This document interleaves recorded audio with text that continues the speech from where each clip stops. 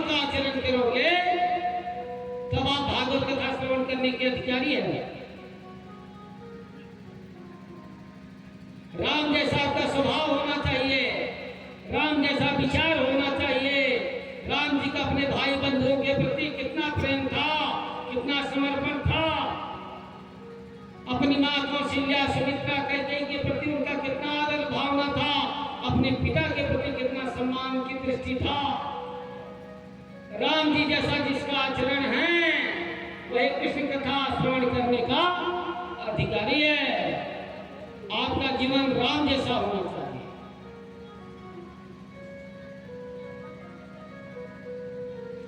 अपने जीवन को राम जैसा बनाओ। भाई भाई में प्रेम, पिता पुत्र में प्रेम, परिवार में प्रेम, पड़ोसी पड़ोसी में प्रेम। ये राम कथा का फल है। पति पत्नी में प्रेम, सब आपस में प्रेम से सद्भाव से रहें, ये राम कथा का फल है।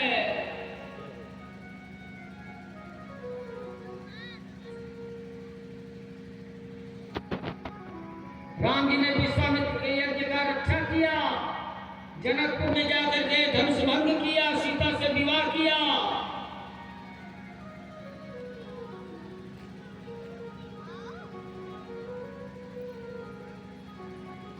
दशरथ जी राम जी को युवराज पद देने वाले थे, देवताओं ने विघ्न डाला और मंथरा में प्रवेश किया। मंथरा ने 14 साल का, कैकेयी माता ने 14 साल का वनवास मांग लिया। दोनों कुसंगे पाई न साई। यद्यपि बहुत मानती थी कि कैकेयी माता राम जी को, लेकिन मंथरा ने उसकी बुद्धि पलट दिया।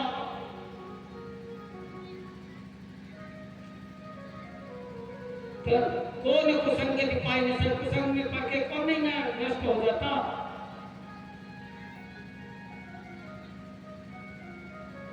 भगवान तपसा नदी किनारे आए, केवट ने नाव पार कराया, भरद्वाज ऋषि के आश्रम में आए। दशरथ जी का मरण हो गया। भरत जी के ननिहाल से आए, राम जी को मनाने गए, चरण पादुका लेकर के आए।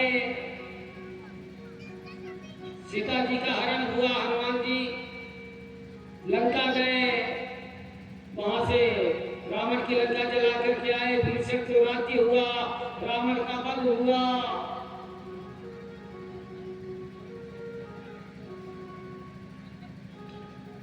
और राम राज्य की स्थापना हो गया। तो भगवान कृष्ण का जो कथा है, अगर उसे श्रवण करना है तो राम जी जैसा विचार होगा, स्वभाव होना चाहिए। इसलिए राम विग्रहवान धर्म, राम धर्म की साक्षात मूर्ति हैं।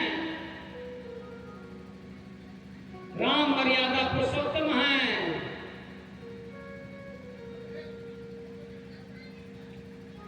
भगवान कृष्ण की कथा सुनने के लिए परीक्षित ने भाव व्यक्त किया। परीक्षित, आज कई दिनों से आप कुछ खाए पिए नहीं हो, जरा कुछ खा पी लो।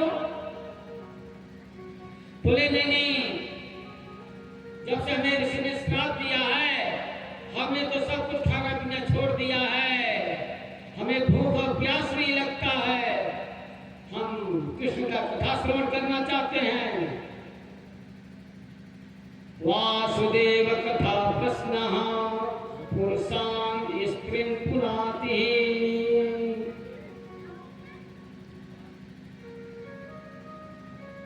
वासुदेव कथा प्रश्नः पुरुषान् स्त्रीन् पुनाति। वक्तारं पृच्छकं श्रोत्रिं स्तदपाद सलिलं यथा। भगवान कृष्ण के विषय में प्रश्न करने से,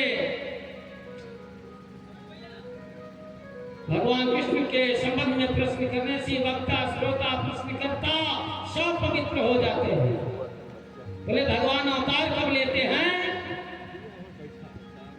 कि यदा यदा धर्मस्य ग्लानिर्भवति भारत अभ्युत्थानम् अधर्मस्य तदात्मानं सृजाम्यहम्।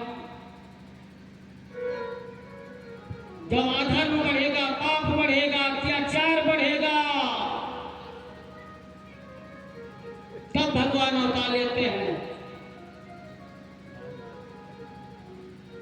अधर्म के नाश के लिए भगवान अवतार लेते हैं और सज्जनों की रक्षा के लिए भगवान अवतार लेते हैं। भगवान गौ ब्राह्मण संत की रक्षा के लिए, देवताओं की रक्षा के लिए, वेदों की रक्षा के लिए, प्राणी मात्र की रक्षा के लिए भगवान अवतार लेते हैं कि परित्राणाय साधूनां विनाशाय च दुष्कृतां धर्म संस्थापनार्थाय संभवामि युगे युगे।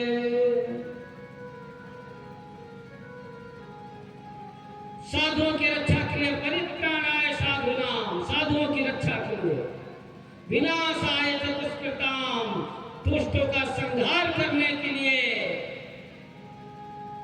धर्म संस्थापनार्थाय, भगवान धर्म की स्थापना के लिए हर युग में भगवान अवतार लेते हैं। भगवान अवतार लेते हैं। पृथ्वी माता को भगवान के भक्तों से कोई तकलीफ नहीं है। जो राक्षस हैं, जो पापी हैं, जो अधर्मी हैं, जो अत्याचार कर रहे हैं, जो निरपराध लोगों को सता रहे हैं, मार रहे हैं, काट रहे हैं, ऐसे राक्षसों के संहार के लिए भगवान अवतार लेते हैं। ये पृथ्वी गौ का रूप धारण करके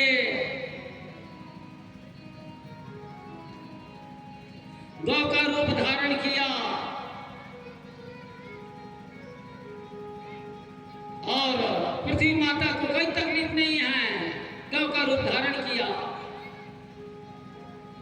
और ब्रह्मा जी के पास गए, ब्रह्मा जी ने पृथ्वी का दुख सुना, तकलीफ देखा और क्षीर सागर के तट पर ब्रह्मा जी अन्य देवताओं को लेकर के गए और गिरम समाधौ गगने समीरिता और भगवान का पुरुष शक्ति के द्वारा स्तुति किया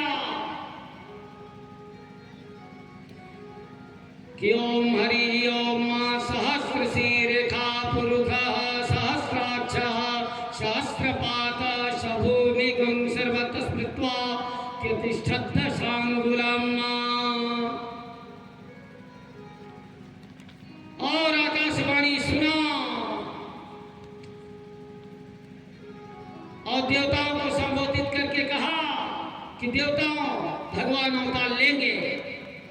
हमने अपने हृदय में, अपने अंतस्थल में उनकी दिव्य वाणी को श्रवण किया है।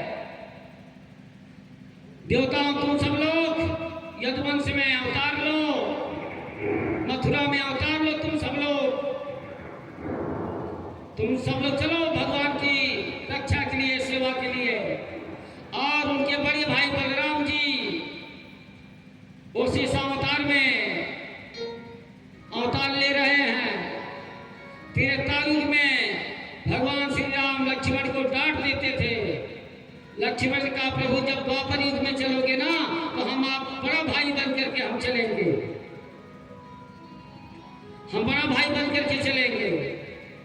तो द्वापर युग में बलराम जी शेषावतार रूप में, बड़े भाई के रूप में आ रहे हैं और उनकी प्रियतमा श्री राधा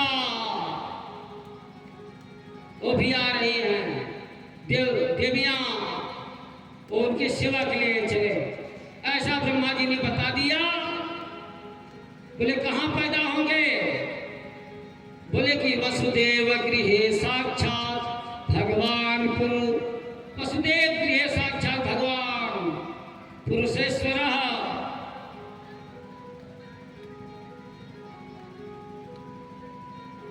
वसुदेव जी के घर, वसुदेव देवकी के यहाँ भगवान अवतार लेंगे कि वसुदेव गृहे साक्षात भगवान पुरुषेश्वर। वसुदेव के घर में भगवान अवतार लेंगे।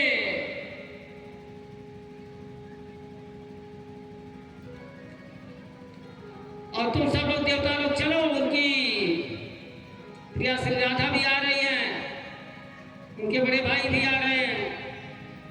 ऐसा सभी देवताओं को ब्रह्मा जी ने समझाया और समझा करके चले गए। उधर वसुदेव देवकी का विवाह हुआ मथुरा में और बहुत दान दहेज दिया। जब कंस रथ हाँकने लगा तुरंत आकाशवाणी हो गया कि पथिपग्रहिणं कंसमा भास्याः शरीरवाक् अस्याष्टम अष्टमो गर्भो हंतायाम वसे बुधः। बोले अरे कंस, जिस देवकी को तुम बैठा करके लेके जा रहे हो रथ पर, उसी का 8वां गर्भ तुम्हारा काल होगा, तुम्हारा काल होगा, तुम्हारा काल होगा। और तुरंत कंस तलवार निकाल लिया, मारने के लिए तैयार हो गया। देवकी की चोटी को पकड़ लिया और मारने के लिए तैयार हो गया। वसुदेव जी ने समझाया, अरे कंस, देवकी को मारने से क्या होगा? अरे आकाशवाणी ने कहा कि 8वां गर्भ ना, देवकी के द्वारा जो भी पुत्र पैदा होगा वो सब मैं ला करके तुमको दे दूंगा। और पहला पुत्र पैदा हुआ कीर्तिमान। वसुदेव जी लेकर के उसको आए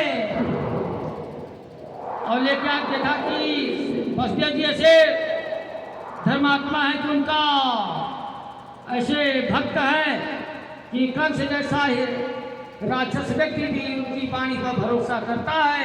बोले कसी शब्द से, कसी धातु से कंस शब्द बनता है। कंस माने कसाई, जो हिंसा करने वाला है। और देखा तो आज इसको ले जाओ। नारद जी आए, 7 रेखा खींचा, 1 2 3 4 5 6 7 8। बोले कंस देख, पहला भी 8वां हो सकता है, 8वां भी पहला हो सकता है। कंस, नारद जी ने सोचा कंस अगर ज्यादा पाप करेगा तो भगवान का अवतार जल्दी होगा। और देवकी की 6 पुत्र को कंस ने मार दिया। 7वां गर्भ में स्वयं शेष जी आए और भगवान ने योग माया को प्रेरणा दिया कि तुम ले जा करके यशोदा रोहिणी के गर्भ में रख दो। 7वां गर्भ रोहिणी के गर्भ में रख दो। योग माया से कहा, बोले देवी अब तुम यशोदा की पेट से जन्म लेना और तुम्हें लोग दुर्गा, भद्रकाली, अष्टभुजा अनेक नाम रूपों से पुकारेंगे और कलयुग में जो तुम्हारी पूजा करेगा उसका सब मनोकामना पूर्ण होगा। अब मैं देवकी का पुत्र बनूंगा। अब मैं स्वयं 8वां गर्भ के रूप में मैं आ रहा हूं। और सभी देवता लोग और सुना, और कंस ने वसुदेव देवकी को जेल खाने में डाल दिया। वसुदेव देवकी जेल खाने में डाल दिया और सभी देवता लोग आए, स्तुति करने लगे। सत्यव्रतम सत्य परम त्रिसत्यम सत्यस्य योनितम च सत्ये सत्यस्य सत्यमृत सत्यनेत्रम सत्यात्मकं त्वां शरणं प्रपन्ना। बोले हे प्रभु, आप ही सत्य हो, आप ही शाश्वत हो, आप ही सनातन हो, आप त्रिकालावादी सत्य हो।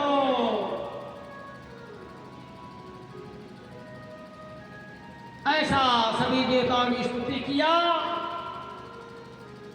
और देवकी के स्वरूप को देख करके कंस समझ गया जिसके पेट में साक्षात भगवान आ गए हैं। अगर इसको मैं मारूंगा तो मेरी अपकीर्ति हो जाएगी। कंस उठते, बैठते, खाते, पीते, चलते, नहाते, धोते, हर समय सर्वत्र से कृष्ण कृष्ण दिखता था। भगवान वसुदेव देवकी के सामने चतुर्भुज रूप में प्रकट हो गए। तमोद्धुतम पालकम अम्बुजैक्षणम। भगवान शंख चक्र गदा पद्म धारण किए हुए भगवान प्रकट हो गए। देवकी वसुदेव के सामने भगवान ने प्रेरणा दिया कि अब तुम हमको ले चलो, गोकुल में छोड़ाओ, कंस का अत्याचार बढ़ रहा है और कंस का अत्याचार बढ़ रहा है, तुम हमें ले चलो, गोकुल में छोड़ दो। भगवान को एक टोकरी में लेते हैं, भगवान ने प्रेरणा दे दिया, बड़ा सुंदर समय आ गया, शीतल मन सुगंध हवा पर बहने लगा और बड़े भाव से प्रेम से वसुदेव जी ने स्तुति किया, विदितोऽसि भवान् साक्षात् भगवान पुरुषेश्वरः जनिष्यति विदितोऽसि भवान् साक्षात् रूपम यत्तत् प्राहुर्व्यक्तमाद्यम। देवकी ने भी स्तुति किया, बोले प्रभु आप ही सर्वत्र सर्वत्र हैं। भगवान ने प्रेरणा दे दिया, वसुदेव जी ने टोकरी में लेकर के भगवान को चले।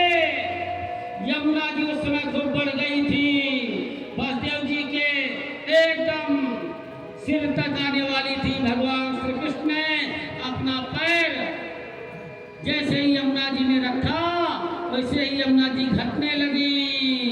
वसुदेव जी ले करके भगवान श्री कृष्ण को गोकुल गए और वहां माया को सुला दिया, वहां भगवान को सुला दिया, वहां से माया उठा करके लेकर के जब मथुरा आए और जैसे ही फाटक खुला अंदर लेकर के गए और जैसे ही कन्या के रोने की आवाज सुनाई दी, कान से